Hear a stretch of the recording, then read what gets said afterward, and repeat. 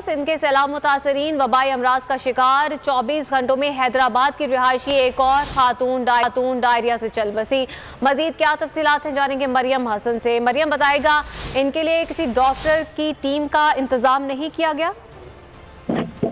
देखिए, बिल्कुल गुज़िश्ता 24 घंटों में अगर बात की जाए तो सैलाब मुतासरीन में से जो है एक खातून डायरिया की सबब जो है वो जान की बाजी जो है वो हार चुकी है। मतलब जुलाई से अब तक हिलाक होने वालों की तादाद जो है वो 309 से जो है तजावज़ कर गई है। जबकि अगर आपको ये वीडियो पसंद आए तो लाइक पर क्लिक करें। अगर बात की जाए डायरिया की तो अब तक 13,407 मरीज जो हैं उनका महकमा सेहत सिंध की जानिब से जो इलाज किया गया है। जबकि जल्दी अमराज भी जो है वो फूट पड़े हैं और उसके साथ साथ जो है मलेरिया के मुश्तबा केसेस की तादाद जो है वो तकरीबन 7,000 के करीब जो है हो गई है। महकमा सेहत बहुत शुक्रिया मरियम हसन आपका।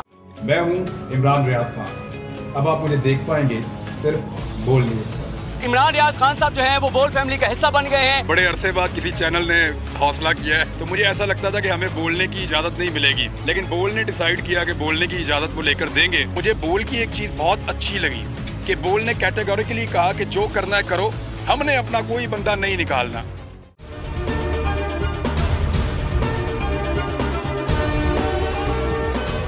सबसे ज्यादा व्यूज, सबसे ज्यादा रील्स और सबसे ज्यादा रेटिंग के साथ बोल अब भी नंबर 1 पोजीशन पर बरकरार।